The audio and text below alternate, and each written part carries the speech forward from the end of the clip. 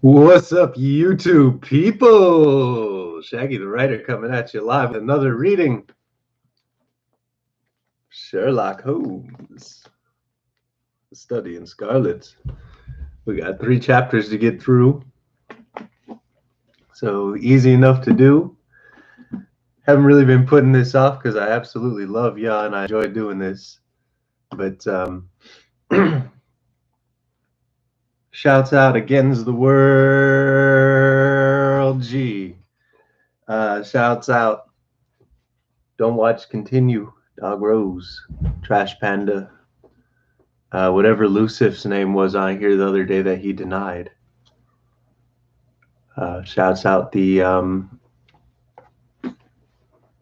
various discords that I have sent this link over to.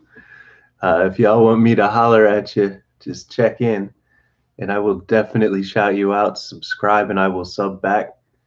As always, we stopped on chapter 4. That's the only thing I'm screaming is 4. And that's the only thing I'm screaming. Wait, what? Terrible. I'm terrible. Okay.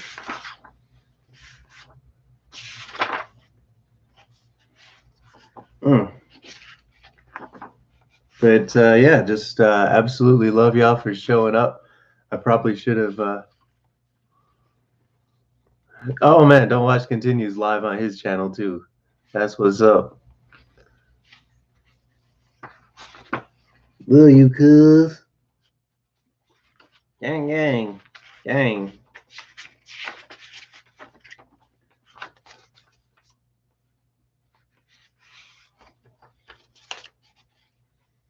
But yeah, we left off after chapter 4. We are on chapter 5, which is our advertisement brings a visitor. So just once again, like I said, smash that like button. You know I'm going to be here all day. Limited breaks so we can actually get through some reading. Because it took me long enough just to find the place we left off at. I don't know what happened to my bookmark. This is what I get for not using proper bookmarks. Our advertisement brings a visitor. Our morning's exertions had been too much for my weak health, and I was tired out in the afternoon. After Holmes' departure for the concert, I lay down on the sofa and endeavored to get a couple of hours' sleep. It was a useless attempt. My mind had been too much excited by all that had occurred, and in the strangest fancies and surmises crowded into it. Every time I closed my eyes, I saw before me the distorted, baboon-like countenance of the murdered man. So sinister was the impression which that face had produced upon me that I had found it difficult to feel anything but gratitude for him who had removed its owner from the world. If ever human features bespoke vice of the most malignant type, they were certainly those of Enoch J. Drebber of Cleveland. Still, I recognized that justice must be done, and that the depravity of the victim was no condonement in the eyes of the law. The more I thought of it, the more extraordinary did my companion's hypothesis that the man had been poisoned appear. I remember how he sniffed his lips, and had no doubt he had detected something which had given rise to the idea. Then again, if not poison, what had caused the man's death, since there was neither wound nor marks of strangulation? But on the other hand, whose blood was it which lay so thickly on the floor? There were no signs of a struggle, nor had the victim any weapon with which he might have wounded an antagonist. As long as all these questions were unsolved, I felt that sleep would be no easy matter, either for Holmes or myself. His quiet, self-confident manner convinced me that he had already formed a theory which explained all the facts, though what it was I could not for an instant conjecture. Let me just check a text message real quick. Never mind.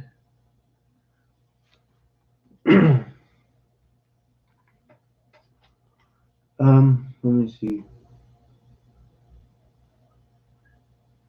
He was very late in returning. so late that I knew that the concert could not have detained him all that time. Dinner was on the table before he appeared. It was magnificent, he said as he took his seat. Do you remember what Darwin says about music? He claims that the power of producing and appreciating it existed among the human race long before the power of speech was arrived at.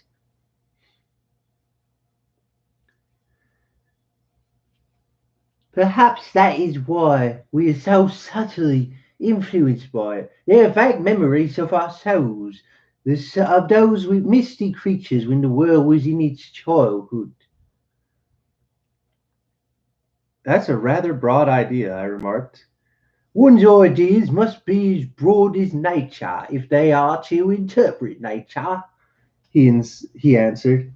what's the matter? You're not looking quite yourself. This Brixton Road affair has upset you. To tell the truth, it has, I said. I ought to be more case hardened after my Afghan experiences. I saw my own comrades hack to pieces at my wand without losing my nerve. I can understand. There is a mystery about this which stimulates the imagination. Where there is no imagination, there is no honour. Have you seen the evening paper? No, It gives a fairly good account of the affair. It does not mention that when the man was raised up, a woman's wedding ring fell upon the floor. It is just as well it does not. why? Look at this advertisement, he answered. I had one sent to every paper this morning immediately after the affair. He threw the paper across to me, and I glanced at the place indicated. It was the first announcement in the found column. In Brixton Road this morning, it ran, a plain gold wedding ring found in the roadway between the White Hart Tavern and Holland Grove. Apply Dr. Watson, 221B Baker Street, between 8 and 9 this evening. Excuse my using your name, He said. but if I used my own, some of these dunderheads would recognise it and want to meddle in the affair. Oh, that's all right, I answered. But I suppose anyone applies I have no ring. Yes, you have, Said he, handing me one. this will do very well. It is almost a facsimile. And who do you expect will answer this advertisement? Why, your man in the brown coat, our florid friend with the square toes. If he does not come, he will send an accomplice. Would he not consider it as too dangerous? Not at all. If my view of the case is correct, and I have every reason to believe that it is, this man would rather risk anything than lose the ring. According to my notion, he dropped it while stooping over Drebber's body and did not miss it at the time. After leaving the house, he discovered his loss and hurried back, but found the police already in possession owing to his own folly in leaving the candle burning.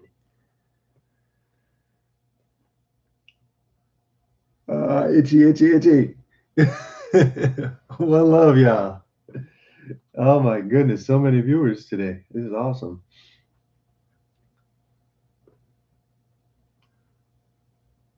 Now put yourself in that man's place. On thinking the matter over, it must have occurred to him that it was possible he had lost the ring in the road after leaving the house.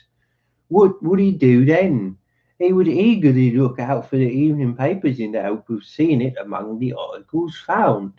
His eye, of course, would light upon this. He would be overjoyed. Why should he fear a trap?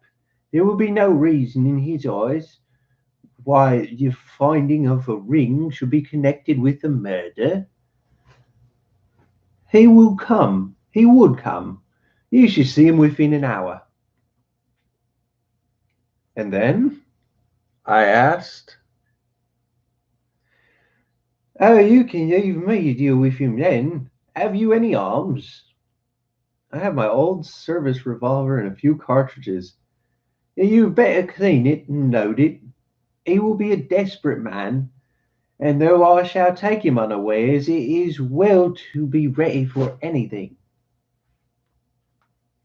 I went to my bedroom and followed his advice. When I returned with the pistol, the table had been cleared, and Holmes was engaged with his favorite occupation of scraping upon his violin. "The pure Dickens," he said as I entered. "I have just had an answer to my American telegram. My view of the case is the correct one." And that is? I asked eagerly. "My fiddle would be better for some new strings," he remarked. "Put your pistol in your pocket. When the fellow comes, speak to him in an ordinary way. Leave the rest to me. Don't frighten him by looking at him too hard." It is 8 o'clock now, I said, glancing at my watch. "Yes, he will probably be here in a few minutes. Open the door slightly. That will do. Now put the key on the inside. Thank you. This queer old book I picked up at his store yesterday. De jure intelligentes. Published in Latin at Liege in the Lowlands in 1642. Charles's head was still firm on his shoulders when this little brown-backed volume was struck off. Who's the printer? Philippe de Croix, whoever he may be. On the fly-leaf, in very faded ink, is written Ex Libris Jeremy White. I wonder who William White was. Some pragmatical 17th century lawyer, I suppose. He was writing has a legal twist about it. Ah, here comes our man, I think. As he spoke, there was a sharp ring at the bell. Holmes rose softly and moved his chair in the direction of the door. We heard the servant pass along the hall and the sharp click of the latch as she opened it. "Does Dr. Watson live here?" Asked a clear but rather harsh voice. We could not hear the servant's reply, but the door closed and someone began to ascend the stairs. The footfall was an uncertain and shuffling one. A look of surprise passed over the face of my companion as he listened to it. It came slowly along the passage, and there was a feeble tap at the door. "Come in," I cried. At my summons, instead of the man of violence whom we expected, a very old and wrinkled man hobbled into the apartment. Oh, a very old and wrinkled woman hobbled into the apartment. She appeared to be dazzled by a sudden blaze of light, and after dropping a curtsy, she stood blinking at us with her bleared eyes and fumbling in her pocket with nervous, shaky fingers. I glanced at my companion, and his face had assumed such a disconsolate expression that it was all I could do to keep my countenance. As the old crone drew out an evening paper and pointed at our advertisement. "Is this that has brought me, good gentlemen?"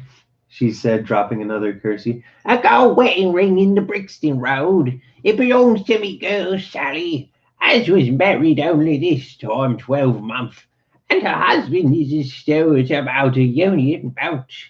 And what he'd say if he comes home and found her without a ring is more than I can think. He is being short enough at the best of times, but more especially when he's had the drink. It was praise you.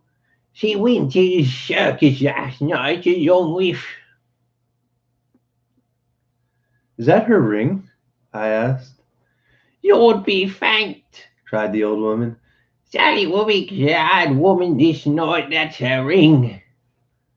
"And what may your address be?" I inquired, taking up a pencil. 13 Duncan Street, Houndsditch, a weary way from here.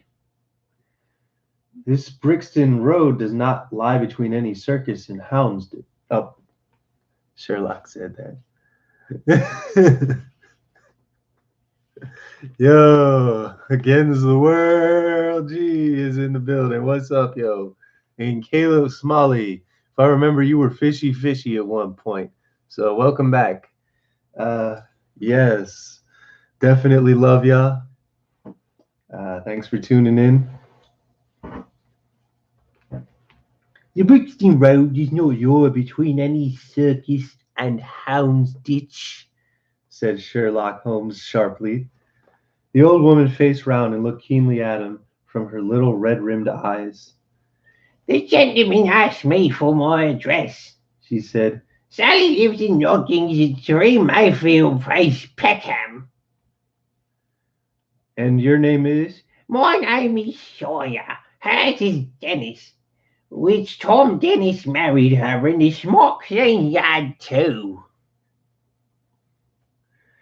As long as easy to see, no sort of the company more thought of. But when you're on shore with the woman and what the liquor shops. Here is your ring, Mrs. Sawyer, I interrupted in obedience to a sign from my companion. It clearly belongs to your daughter, and I am glad to be able to restore it to the rightful owner. With many mumbled blessings and protestations of gratitude, the old crone packed it away in her pocket and shuffled down the stairs. Sherlock Holmes sprang to his feet the moment that she was gone and rushed into his room. He returned a few seconds enveloped in an ulster and a cravat. "Oh, follow her," he said hurriedly. "She must be an accomplice, and will lead me to him. Wait up for me." The hall door had hardly slammed before Holmes had descended the stair. Looking through the window, I could see her walking feebly along the other side while her pursuer dogged her for some distance behind. Either his little theory is correct, I thought to myself, or else he will be led now to the heart of the mystery. There was no need for him to ask me to wait up for him, for I felt that sleep was impossible until I heard the result of his adventure. It was close upon 9 when he set out. I had no idea how long he might be, but I sat stolidly puffing at my pipe and skipping over the pages of Henry Murger's Vie de Boheme. 10 o'clock passed, and I heard the footsteps of the maid as she pattered off to bed. 11, and the more stately tread of the landlady passed my door, bound for the same destination. It was close upon 12 before I heard the sharp sound of his latchkey. The instant I entered, I saw by his face that he had not been successful. Amusement and chagrin seemed to be struggling for the mastery until the former suddenly carried the day, and he burst into a hearty laugh. "I wouldn't have the Scotland Yarders know it for the world," he cried, dropping into his armchair. "I've chaffed them so much as they would never have let me hear the end of it. I can afford to laugh because I will be even with them in the long run." "What is it, then?" I asked. "Oh, I don't mind telling the story myself. That creature had gone a little way when she began to limp and show every sign of being footsore. Presently she came to a halt and hailed a four-wheeler which was passing. I managed to be close to her so as to hear the address, but I need not have been so anxious, for she sang it out so loud to be heard on the other side of the street. 'Drive to that Duncan Street hound's ditch,' she cried. This begins to look genuine, I thought, and having seen her safely inside, I perched myself behind. There is an art at which every detective should be an expert at. Well, away we rattled, and never drew rein until we reached the street in question. I hopped off before we came to the door and strolled down the street in an easy, lounging way. I saw the cab pull off, the driver jumped down, and saw him open the door and stand expectantly. Nothing came out though. When I reached him, he was groping about frantically in the empty cab, and giving vent to the finest sort of collection of oaths I've ever listened to. There was no sign or trace of his passenger, and I fear it will be some time before he gets his fare. On inquiring at number 13, I found that the house belonged to some respectable paper hanger named Keswick, and that no one of the name of either Sawyer or Dennis had been heard of there. You don't mean to say, I cried in amazement, that that tottering, feeble old woman was able to get out of the cab while it was still in motion without either you or the driver seeing her? Old woman be damned! Said Sherlock Holmes sharply. Where were the old woman to be taken in? He must have been a young man and an active one too. Besides being an incomparable actor, the get-up was imitatable. He saw that he was followed, no doubt, and used this as a means of giving me the slip. It shows that the man we were after is not as lonely as I imagined he was, but has friends who are ready to risk something for him. Now, Doctor, you were looking done up. Take my advice and turn in. I was certainly feeling very weary, so I obeyed his injunction. I left Holmes seated in front of the smoldering fire, and long into the watches of the night I hear the low, melancholy wailings of his violin, and knew that he was still pondering over the strange problem which he had set himself to unravel. Now we're on chapter 6. Tobias Gregson shows what he can do. Oh, goody, I get to do the southern accent again. That was probably a terrible character choice. But yes, huge shouts out to Against the World G. Full effect. Yes, Gemini season in full swing, and he is on the cusp of Cancer and Gemini. So he shows some love to Arthur Conan Doyle, who was born May 22nd. Yeah. I do have like multiple good southern accents, actually. Well, okay, I've got like one believable one and two that are absolute bullcrap, but are like kind of based on people that I've met. So, um, hey. But yeah, huge shout out to Against the World. Gee, I shared your Goat World Goat Sex song on one of the Discord, on actually two of the Discord servers that I also linked this video to. So there's a chance that you might be able to make some new fans today. Not that you need it, you lucky SOB. Keep making that music. That's gonna be paying the bills by the end of this year. Speak it, believe it, receive it. Speak it, believe it, receive it. Let me stop though. But yes, shouts out to Don't Watch Continue.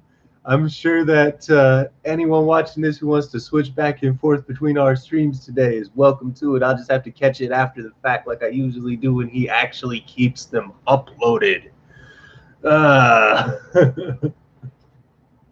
um, but yeah, also Dog Rose might pop in. So mad love to him if he ever does videos again. That baritone will get him 1,000 subs off the rip. Huge love to the Alternate History Hub for that contest.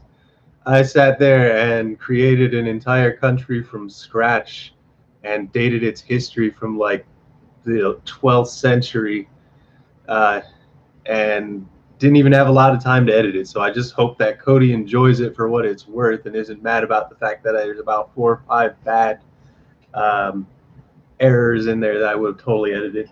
But also the r/alternate history hub Discord. I keep seeing people pop in from there, and I love y'all.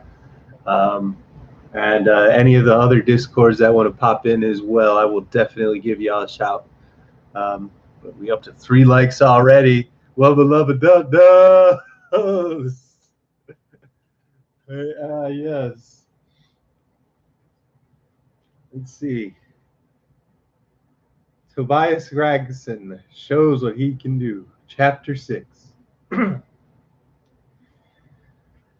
papers next day were full of Brixton mystery, as they termed it. Each had a long account of the affair, and some of the leaders upon it in addition. There was some information in them which was new to me, I still retain in my scrapbook numerous clippings and extracts bearing upon the case. Here is a condensation of a few of them. The Daily Telegraph remarked that in the history of crime there had seldom been a tragedy which presented stranger figures. The German name of the victim, the absence of all other motive, and the sinister inscription of the wall all pointed to its perpetration by political refugees and revolutionists. The Socialists had been branched in America, and the deceased had no doubt infringed their written laws and been tracked down by them. After ooh, excuse me, I don't know what happened there. After alluding airily to the Wehrmacht, Aqua Tofana, Cabaroni, and the Marchioness de Binviers, the Darwinian theory, the principles of Malthus, and the Ratcliffe highway murders, the article concluded by admonishing the government and advocating a closer watch over foreigners in England. The Standard commented upon the fact that the lawless outrages of the sort unusually occurred under a liberal administration. They arose from the unsettling and the minds of the masses and the consequent weakening of authority. The deceased was an American gentleman who had been residing for some weeks in the metropolis. He had stayed at the boarding house of Madame Carpentier in Torquay Terence Camberwell. He was accompanied in his travels by his private secretary, Mr. Joseph Stangerson, and the two bid adieu to their landlady upon Tuesday the 4th, and departed to Euston Station with the avowed intention of catching the Liverpool express. They were afterwards seen together on the platform. Nothing more is known about them until Mr. Drebber's body was, as recorded, discovered in an empty house in the Brixton Road, many miles from Euston. How he came there, or how he met his fate, are questions which are still involved in mystery. Nothing is known of the whereabouts of Staggerson. We are glad to learn that Mr. Lestrade and Mr. Gregson of Scotland Yard are both engaged upon the case, and it is confidently anticipated that these well-known officers will speedily throw light upon the matter. The Daily News observed that there was no doubt as the crime was a political one. The despotism and hatred of liberalism which animated the continental governments had had the effect of driving to our shores a number of men which might have made excellent citizens were they not soured by the recollection of all that they had undergone. Among these men there was a stringent code of honor. Any infringement of society was punished by death. Every effort should be made to find the secretary, Staggerson, and to ascertain some of the particulars of the habits of the deceased. A great step had been gathered in the discovery of the address of the house which he had boarded, the result of which was entirely due to the acuteness and energy of Mr. Gregson of Scotland Yard. Sherlock Holmes and I read these notices over together at breakfast, and they appeared to afford him considerable amusement. "I told you that whatever happened, Lestrade and Gregson would be sure to score." "That depends on how it turns out." "Oh, bless you, but it doesn't matter in the least. If the man is caught, it will be on account of their recitations. If he escapes, it will be in spite of their recitations. His heads I win and tails you lose. Whatever they do, they will have followers. On short route en jour pure, sorte clear mer." "What on earth is this?" I cried. For a moment there came from the pattering of many steps in the hall and on the stairs, accompanied by audible expressions of disgust upon the part of our landlady.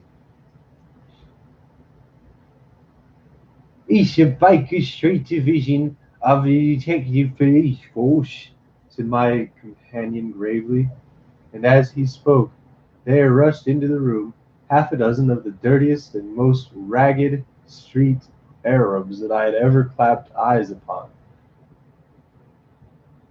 Weird. I don't know what he's referring to, if he's even referring to Arabic people. Tention! cried Holmes in a sharp tone, and the six dirty little scoundrels stood in line like so many disreputable statuettes. In future, you shall send what Wiggins alone to report, and the rest of you must wait in the street. Have you found it, Wiggins? No, sir, we haven't. said one of the youths. Well, you expected you would. Now go on until you do. Here are your wages. He handed each of them a shilling. Now you go off and come back with a better report next time. He waved them his hand, and they scampered away downstairs like so many rats, and we heard their shrill voices the next moment in the street. Here is more work to be got of those little beggars than a dozen of the lips of the force, Holmes remarked. the mere sight of an official-looking person seals men's lips. These youngsters, however, they go everywhere and hear everything. They are as sharp as needles, too, all in the organisation. Is it on this Brixton case that you are employing them? I asked. Yes, there is a point I wish to ascertain. It is merely a matter of time. Hello, we are going to hear some news and with a vengeance.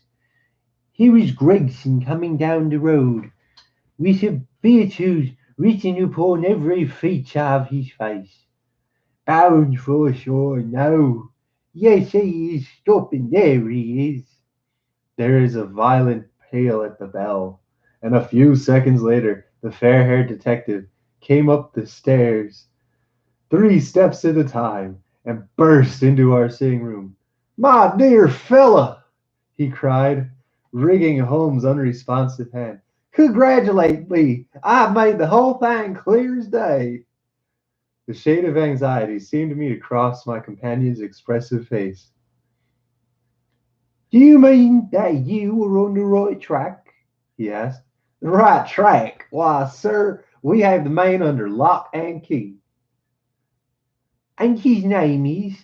"Arthur Carpenter, sub-lieutenant in Her Majesty's Navy," cried Gregson, pompously rubbing his fat hands and inflating his chest.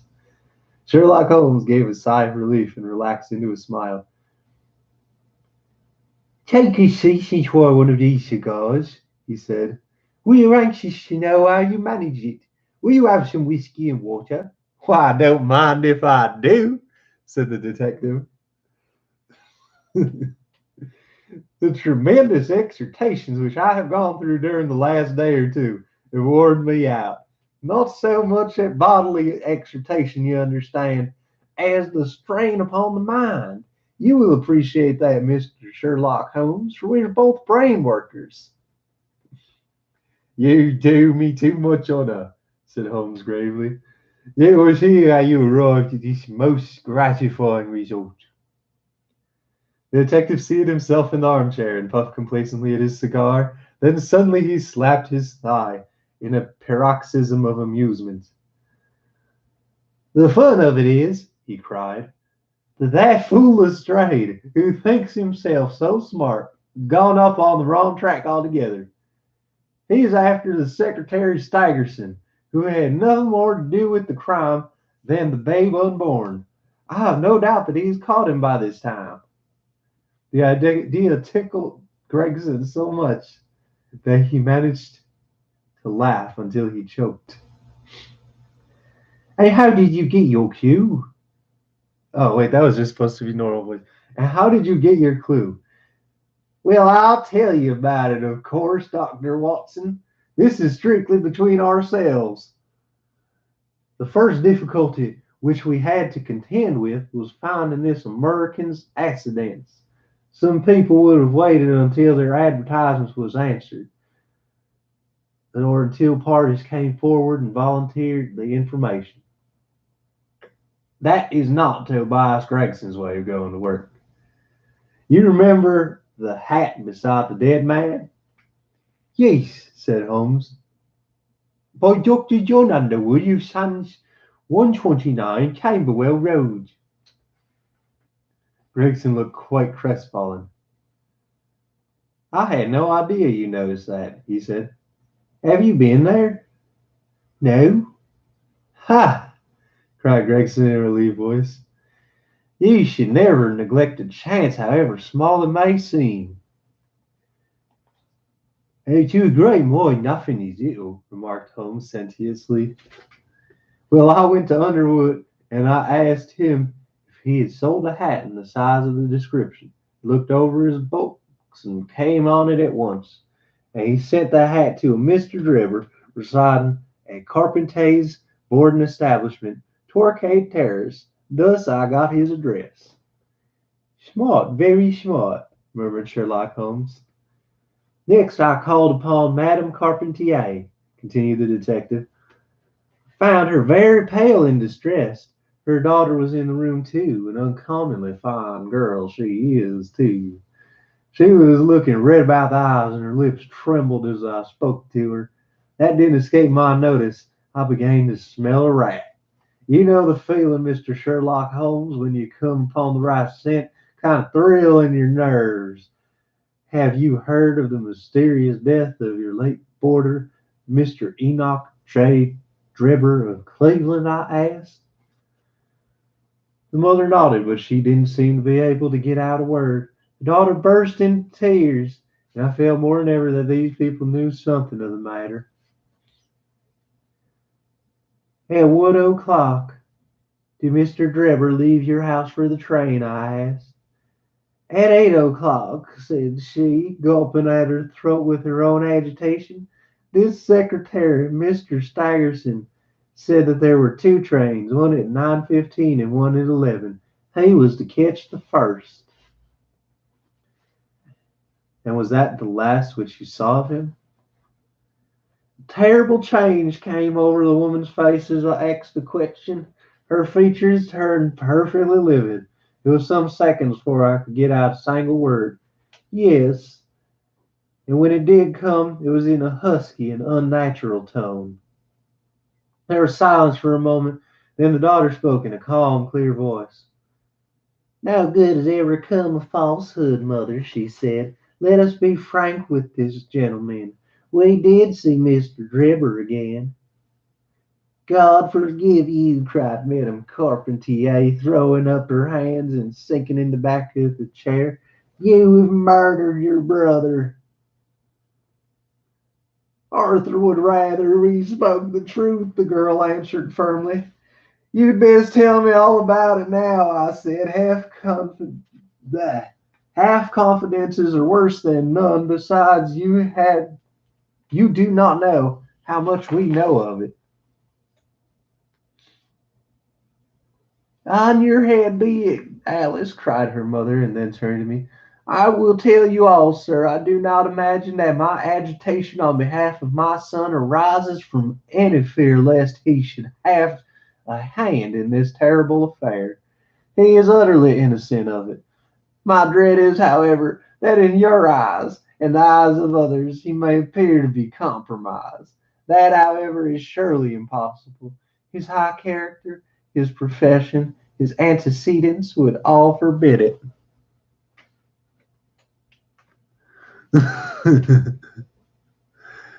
Oh man. Ah. Shouts out against the world, G. Faux benefit Kangshi. Gemini season. Gemini stream.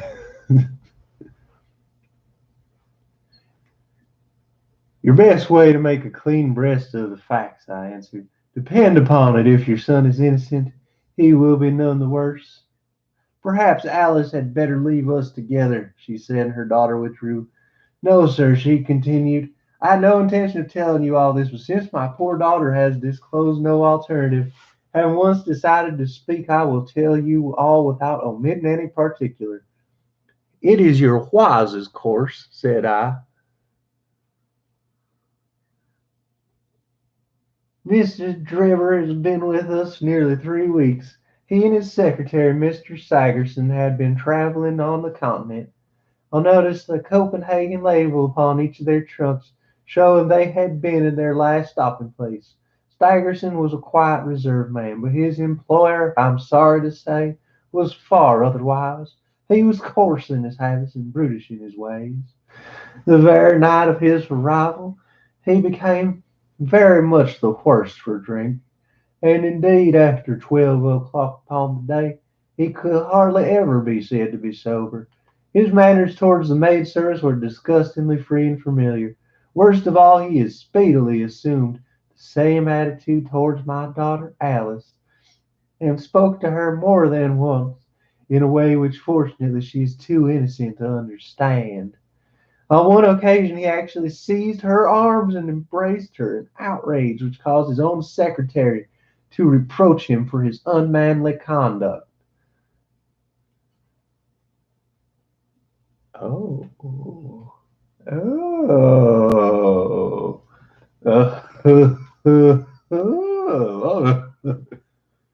But why did you stand all this? I asked. I suppose you get rid of your boarders when you wish. Mrs. Carpentier blushed at my pertinent question. Would to God that I had given him notice on that very day he came, she said. But it was a sore temptation that they were paying £1 a day each, £14 a week. And this slack season, I am a widow, and my boy in the Navy has cost me much. I grudged to lose my money. I acted for the best. The last was too much, however, and I gave notice to leave on account of it. And that was the reason of his going. Well, my heart grew light when I saw him drive away. My son is on leave just now, but I did not tell him anything of this, for his temper is violent, and he is passionately fond of his sister. When I closed the door behind me, a load of seemed to be lifted from my mind. Alas, in less than 3 hours there was a ring at the bell, and I learned that Mr. Drebber had returned. He was much excited and evidently the worse for drink. He forced his way into the room where I was sitting with my daughter, and made some incoherent remark about having missed the train. Then he turned to Alice, and before in my face proposed to her that she should fly with him. You are of age, he said. There is no law to stop you. I have money enough to spare, never mind the old girl here. But come along now with me now straight away, and ye shall live like a princess. Poor Alice was so frightened that she shrunk away from him, but he caught her by the wrist and endeavored to draw her towards the door. I screamed, and at that moment my son Arthur came into the room. What happened then I do not know. I heard the oaths and the confused sounds of a scuffle. I was too terrified to raise my head. When I looked up, I saw Arthur standing in the doorway laughing with a stick in his hand. I don't think that fine fellow will trouble us again, he said. I will just go after him and see what he does with himself. Those were the words. He took his hat and started down the street. The next morning we heard of Mr. Drebber's mysterious death. This statement came from Mrs. Carpenter's lips in many gasps and pauses. At times she spoke so low I could hardly catch the words. I made shorthand notes of all that she said, however, so that there should be no possibility of a mistake. It's quite exciting, said Sherlock Holmes with a yawn. What happened next? He yawned at him and he said,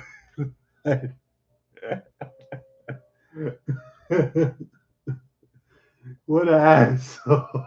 I love him so much. Uh, when Mrs. Carpentier paused, the detective continued, I saw the whole case hung on one point, fixing her with my eye in a way which I was found effective with women, and I asked her at what hour her son returned. I do not know, she answered. Not know. No, he has a latchkey and he let himself in. After you went to bed? Yes. When did you go to bed? About 11. So your son was gone at least 2 hours? Yes. Possibly 4 or 5? Yes. And what was he doing then? I do not know, she answered, turning very white on her lips.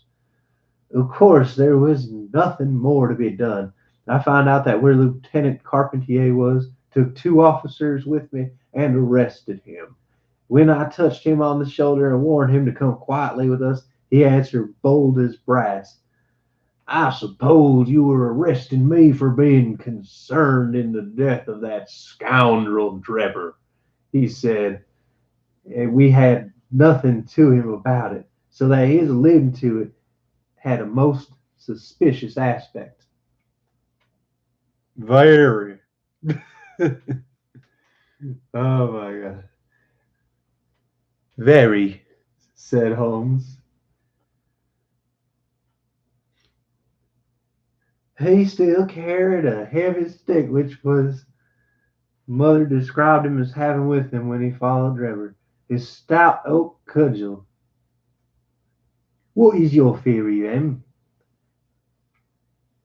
My theory is that he followed Drebber as far as Brixton Road, and when there a fresh altercation arose between them, of course which Drebber received a blow from the stick in a pit of painful stomach, perhaps, which killed him without leaving any mark. And the night was so wet that no one was about, so Carpentier dragged the body of his victim into an empty house. As to the candle and the blood, and the writing on the wall, it may be done to throw police on the wrong scent. Well done, said Holmes in an encouraging voice. Really, Gregson, you are getting young. We shall make something of you yet. I flatter myself that you have managed it rather neatly, the detective answered proudly. The young man volunteered a statement in which he said, after following Drebber for some time, the latter perceived him and took a cab in order to get away from him. On his way home, he met an old shipmate and took a long walk with him. After being asked where this old shipmate lived, he was unable to give any satisfactory reply. I think the whole case fits together uncommonly well, and what amuses me is to think of Lestrade, who started off on the wrong scent. I'm afraid he won't make much of it. Why, by Jove, here's the very man himself. It was indeed Lestrade, who had ascended the stairs while we were talking, and now entered the room. His assurance and jauntiness, which generally marked his demeanor and dress, were, however, wanting. His face was disturbed and troubled, while his clothes were disarranged and untidy. He had evidently come with the intention of consulting with Sherlock Holmes, for on perceiving his colleague appeared to be embarrassed and put out, he stood in the center of the room, fumbling nervously with his hat and uncertain what to do. This is a most extraordinary case, he said at last. a most incomprehensible affair. Ah, you find it so, Lestrade, cried Gregson triumphantly. I thought you would come to that conclusion. Have you managed to find the secretary, Mr. Joseph Stangerson? The secretary, Mr. Joseph Stangerson, said Lestrade gravely, was murdered at Holliday's private hotel about 6 o'clock this morning. Shipmate, oh God. We are immature against the world, gee. We are immature for our age, but that's half the reason we're so creative. And we're very emotionally mature, such as the goal of the Cancerian Society, to be more emotionally mature than the rest, including the Geminis. No, I'm kidding. I love you, Geminis. Gemini stream. Yes, but we are on Chapter 7, The Light in the Darkness. Shouts out to Marie Merritt. Shouts out the r/alternate history Discord server. r/alternate history of Discord server. Shouts out a whole bunch of other stuff that I feel like I should probably look at? Oh man, I just got mentioned in a whole bunch of stuff I hear. Oh man, this place has been jumping. Oh, cool. Okay. Well, let me get back to this though. Huge shouts out against the world G in the building. Shouts out, don't watch continue who popped by to give me a like before he left. Shouts out, oh man, oh yeah, Renzo Flutes. I haven't said nothing about Renzo Flutes, and he's awesome. As is Zach in Japan, Good Japan, Bad Japan. They have their own little clique of awesome Texas people that ended up in Japan that make videos about it, which is dope. Um, yes, chapter 7 perfection. He literally did 7 chapters. I think that's kind of cold. Uh, from this verse. So this is the last chapter, and we're gonna really see how this unwinds. But it's gonna be pretty dope, man. It's gonna be really dope because yeah, this is the Gemini stream. Oh man, yes, perfection will be achieved by us this year against the world. G. Perfection will be achieved by us being fucking awesome because I'm about to win the alternate history hub alternate countries contest, or at least place top 3 and get a phone call with the illustrious Cody Franklin, who is also a Cancer from Ohio. So basement dungeon gang full squad turner. Yes. 27 pages of gold. Oh man. But yeah, we're gonna go ahead and continue. Don't watch continue. Shouts out Dog Rose. Shouts out Don't Watch Continue. Shouts out Marie and Victor. Who cool as fuck. Yes. Big ups. All the love. All the love, man. Yes, one love. Rastafari. I'm starting to actually feel a little bit of a drag too, so I'm glad this is the last chapter because doing more than like 3 or 4 chapters of this in the 19th century dialect without break is just like I swear I'm forgetting about people. Big ups, Trash Panda. Yes, Trash Panda. Love you, bro.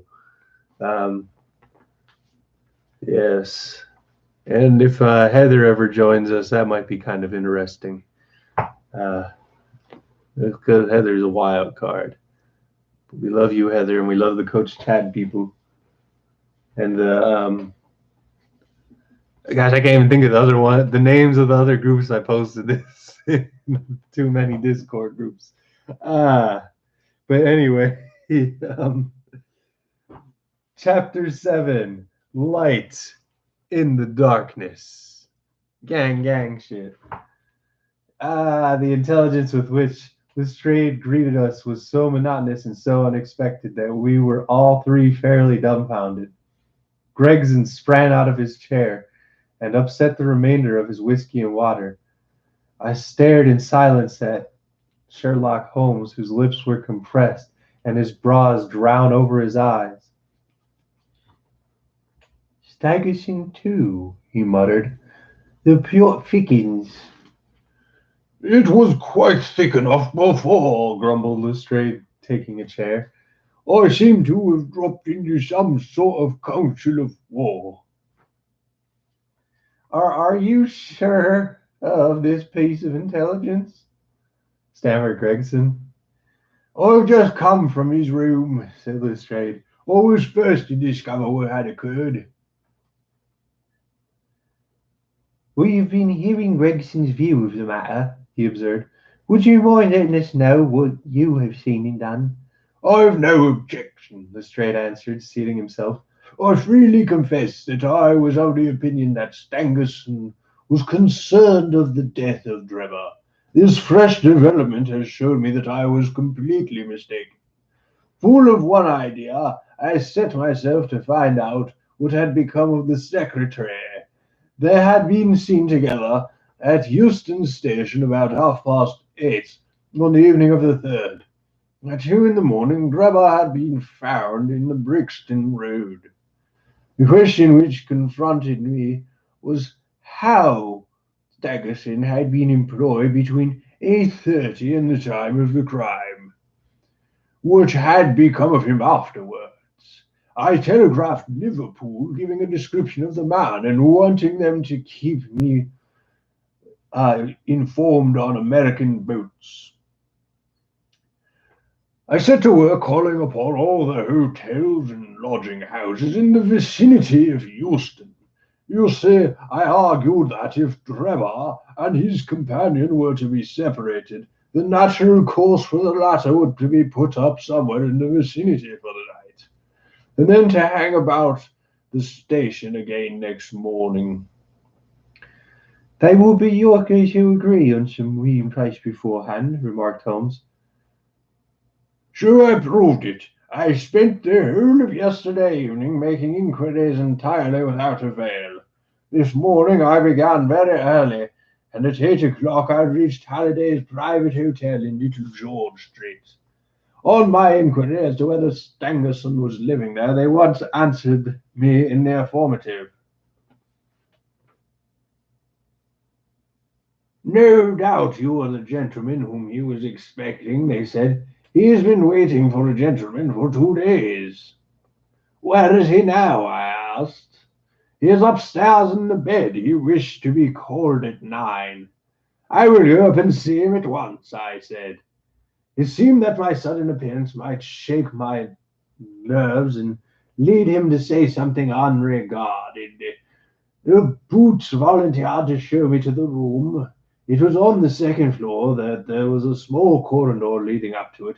The Boots pointed out the door to me and was about to go downstairs again when I saw something that made me feel sickish.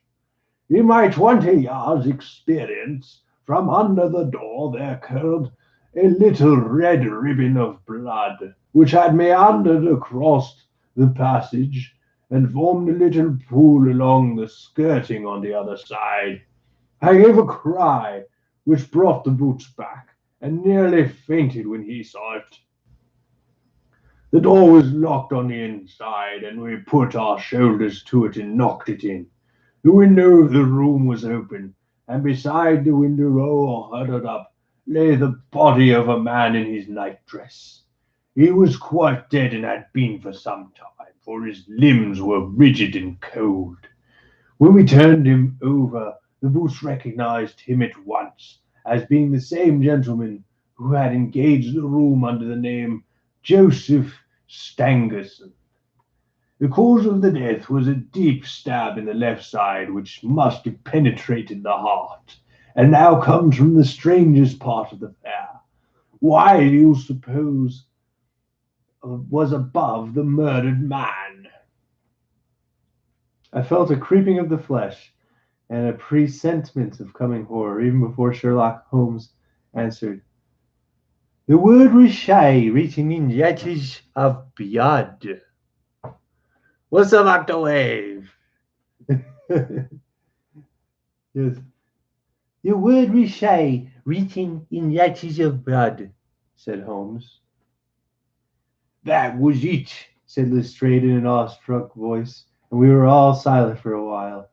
There was something so methodical and so incomprehensible about the deeds of this unknown assassin that it imparted a fresh ghastliness to his crimes.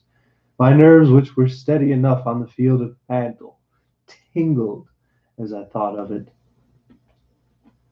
The man was seen, continued Lestrade. A milk boy passing on his way to the dairy happened to walk him down the lane which leads from the mews at the back of the hotel. He noticed that a ladder, which was usually there, was raised against one of the windows of the second floor, which was wide open. After pausing, he looked back and saw a man descend the ladder.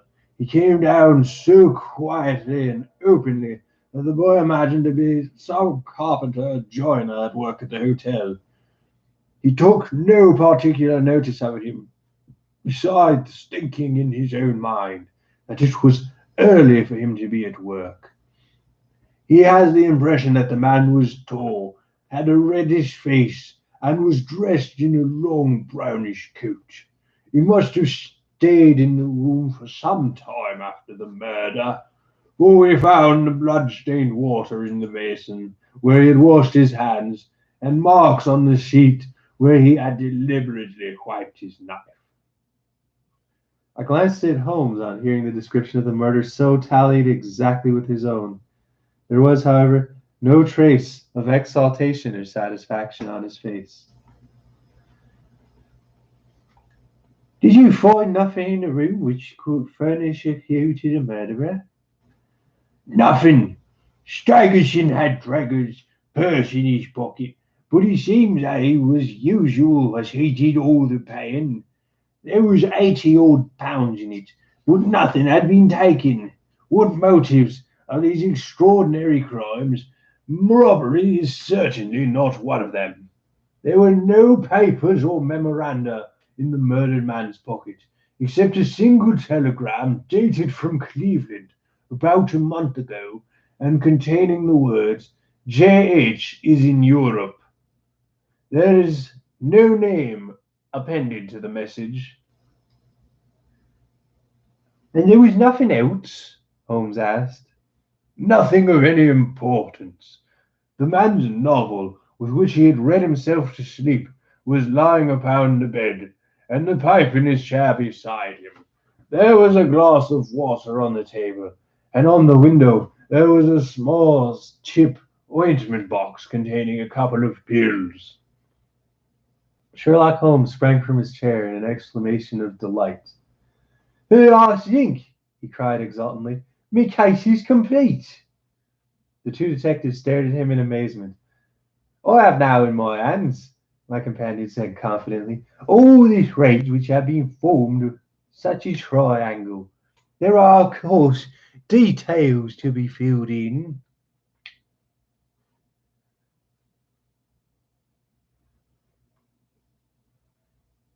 I'm sorry, I just lost my place.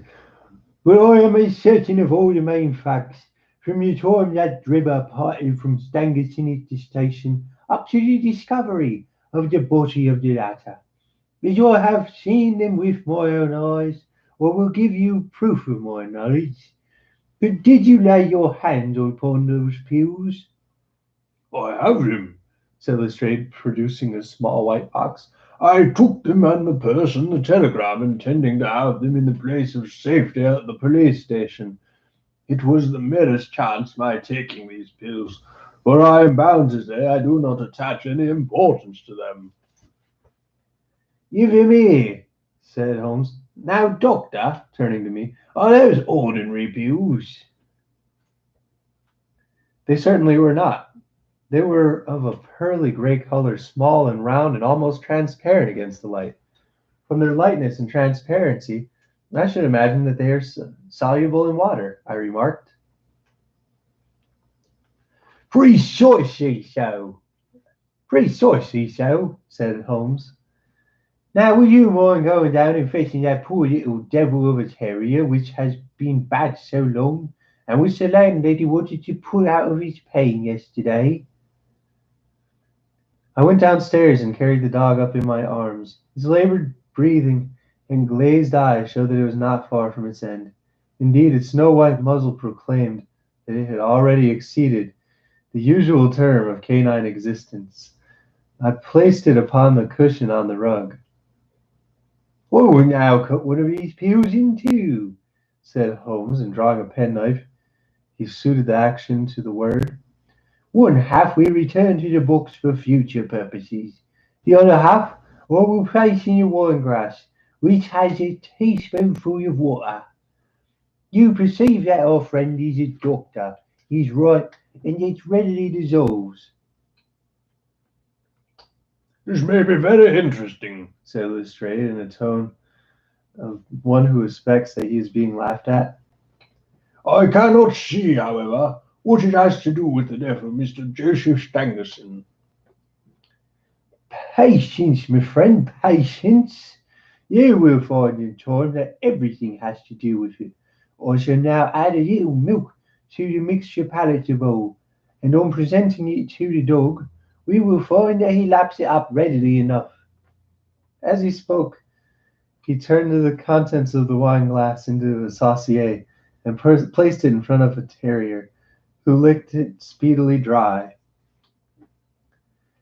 Sherlock Holmes' earnest demeanor had so far convinced us, as we all sat in silence, watching the animal intently, and expecting some startling effect. No such appeared, however. The dog continued to lie stretched upon the cushion, breathing in a labored way, but apparently neither better nor worse for its draught. Holmes had taken out his watch, and as minute followed minute without result, an expression of utmost chagrin and disappointment appeared on his features. He gnawed at his lip, drummed his fingers on the table, and showed every other symptom of acute impatience. So great was his emotion that I felt sincerely sorry for him, while the two detectives smiled diversely, and by no means displeased at this check which he had met. It can't be a coincidence, he cried, at last springing from his chair and pacing wildly up and down the room. It is impossible that it should be a mere coincidence. That of Stangerson, the death, they are inert. What can it mean? Surely the whole claim of reasoning cannot be false. It is impossible, and yet this wretched dog is none the worse. I have it! I have it! With a perfect shriek of delight, he watched. With a perfect shriek of delight, he rushed to the box, cut the other pill in two, dissolved it, added milk, and presented it to the terrier. The unfortunate creature's tongue seemed hardly to have been moistened before it gave a convulsive shiver at every limb, and lay as rigid and lifeless as if it had been struck by lightning. Sherlock Holmes drew a long breath and wiped the perspiration from his forehead. I should have more faith, he said. I ought to know that by this time, when the fact appears to be the opposite of a long train of deductions, it invariably proves to be capable of bearing some other interpretation. Of the two pills in that box, one was of the most deadly poison, and the other was entirely harmless. I ought to have known that before I ever saw the box at all. The last statement appeared to me to be so startling that I could hardly ever believe that he was sober in his senses. There was the dead dog, however, to prove that he was correct. Oh, I hate dead dogs. That's sad. Yo, dog rose, living dogs. Nasty dogs. Doggy dogs. That sounds y'all like 8 times already, dog rose. Yes, against the world G octawave. Woody woo. Oh, I'm so close to the end. So close to the end, I can taste it.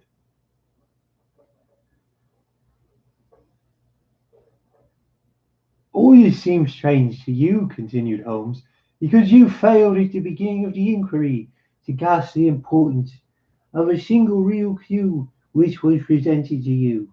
I have the good fortune to seize upon that, and everything which has occurred since then has served to confirm my original supposition and the logical sequence of it. Hence, things which have perplexed you and made the case more obscure have served to enlighten me and to strengthen my conclusions. It is a mistake to confound strangeness with mystery. It is most commonplace crime and is often the most mysterious because it presents no new or special features for which deductions may be drawn. This murder would have been infinitely more difficult to unravel had the body of the victim been simply found lying in the roadway without any of those untoward and sensational accompaniments which had rendered it remarkable. These strange details, far from making the case more difficult, have really had the effect of making it less so. Mr. Gregson, who had listened to this address with considerable impatience, could contain himself no longer. Look here, Mr. Sherlock Holmes, he said. We are all ready to acknowledge that you are a smart man and that you have your own methods of working. We want something more than mere theory and preaching now, though. Here's a case of taking the man. I've made the case out, and it seems I was wrong. Young Carpentier could not have been engaged in the second affair. Lestrade went after his man Stangerson, and it appears he was wrong too.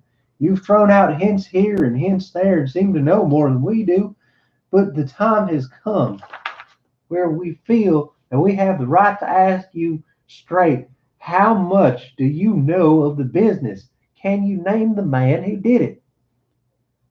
I cannot help feeling that Greg's in his right, sir, remarked Lestrade.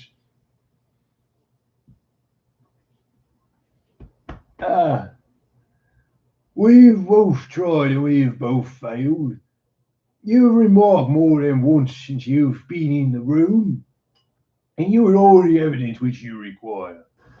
Surely you will not withhold it any longer. Any delay in arresting the assassin, I observed, might give him time to prepare for some fresh atrocity. Thus pressed by us all, Holmes showed signs of irresolution. He continued to walk up and down the room, with his head sunk on his chest, and his brows drawn down, as was his habit when lost in thought. There will be no more murders, He said at last, stopping abruptly and facing us. You can put the consideration out of your question. You've asked me if I know the name of the assassin. I do. The mere knowing of his name is a small thing, however, compared with the power of laying our hands upon him. This I expect very shortly to do. I have good hopes of managing it through my own arrangements, but it is a thing which needs delicate handling, for we have a shrewd and desperate man to deal with, who is supported, as I had occasion to prove, by another who is as clever as himself. As long as a man has no idea that anyone can have a clue, there is some chance of securing him, but if he had the slightest suspicion, he would change his name and vanish in the instant among the 4 million inhabitants of this great city.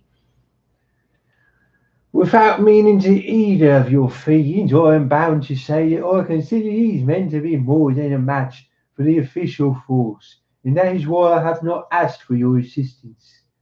If I fail, I shall of course incur all the blame due to this omission, but as I am prepared for. At present I am ready to promise that the instant that I can communicate with you without endangering my own combinations, I shall do so.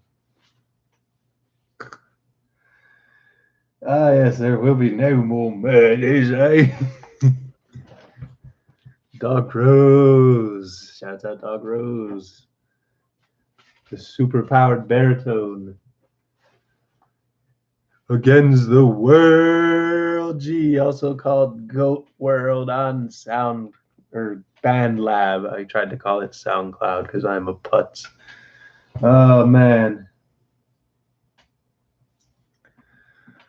Gregson and Lestrade seemed to be far from satisfied by this assurance or by the depreciating allusion to the detective policy. The former had finished up the roots of his flaxen hair, while the other's beady eyes glistened with curiosity and resentment.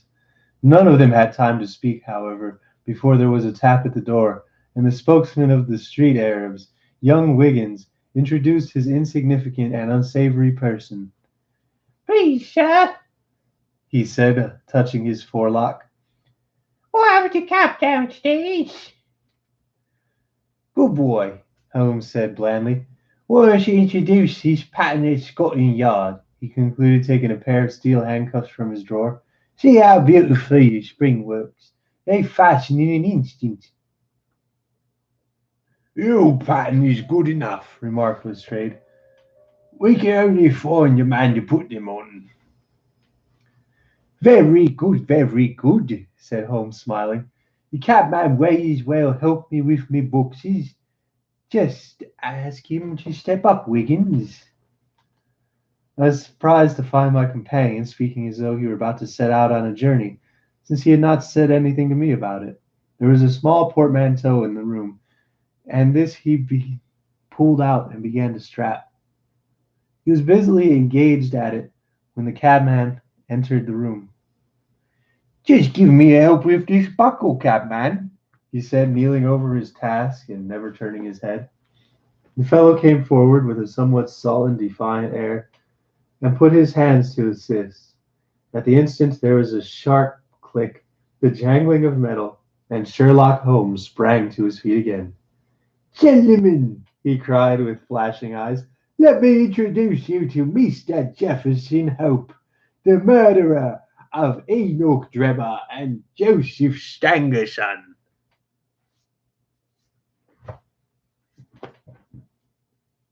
The whole thing occurred in a moment, so quickly that I had no time to realize it. I have a vivid recollection of that instant, of Holmes' triumphant expression and the ring of his voice, of the cabman's dazed, savage face, as he glared at the glittering handcuffs, which appeared as if by magic on his wrists. For a second or two, he might have been a group of statues. Then, with an inarticulate roar of fury, the prisoner wrenched himself free from Holmes's grasp and hurled himself through the window.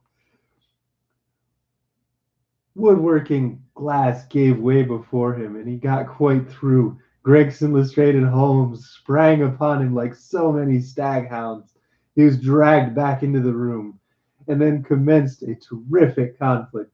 So powerful and so fierce was he that the four of us were shaken off again and again. He appeared to have convulsive strength of a man in an epileptic fit. His face and hands were terribly maligned with the passage through the glass, but loss of blood had no effect in diminishing his resistance. It was not until Lestrade succeeded in getting his hand inside the neckcloth and half strangling him that we made him realize that his struggles were of no avail. And even then we felt no security until we had pinioned his feet as well as his hands. That done, we rose to our feet, breathless and panting. We have his cab, said Sherlock Holmes. it will serve to take him to Scotland Yard. And now, gentlemen, He continued with a pleasant smile. we've reached the end of our little mystery, and we are very welcome to put any questions you may have to me now. There is no danger that I will refuse to answer them. Oh my gosh. And then there's two little annotations. The first one was a fool always finds a greater fool to admire him.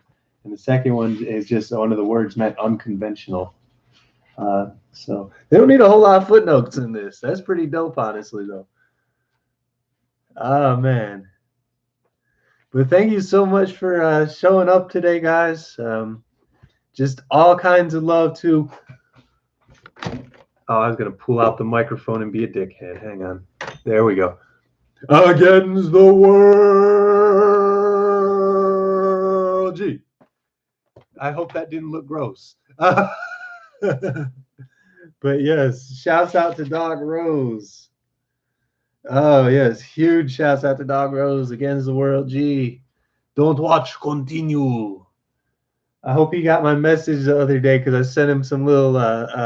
a little idea that I have for a song. It's very rough at the moment, but I want to see him do one that's English and Dutch, just to really mess with people, because it'll be fucking awesome. And also because Groningen Gang, Groningen Gang, Groningen Gang shit sound dope. But yes, huge shout out to Against the World G, Dog Rose, Don't Watch, Continue, Octawave. Who else showed up today? I swear it was someone else showed up today. Marie, who I was talking to last night, said she loved these. Shouts out, Marie. Huge love to the people over at the r/alternate history hub Discord server, who are in the middle of doing something big that I keep getting notifications for. But they were coming by and rewatching this, and that's so dope, as well as the Coach Chad group was pretty dope. So just, yes, thank you all so much. Make sure you go subscribe. Oh, Trash Panda in particular. Yes, I forgot to mention Trash Panda. If I don't say his name, he will probably get pissed at me, which doesn't really matter because he's in Canada. So, you know, fuck you, Trash Panda. No, I love you, Trash Panda. Stay up, y'all. But yes, just thank you so much for coming in, tuning in today. We will be reading a little bit more Sherlock Holmes probably later in the week, maybe even tomorrow. Maybe at Again is the World G's house. I don't know. We got some shorts in here. We don't have to do. There's one more full length one, a few shorts I haven't done on here. So my back is killing me. I need something to eat. I'm sure that I'm forgetting to shout some people out, but full faith NFA gang. Love y'all, everybody. Big ups. One love. Gang gang out.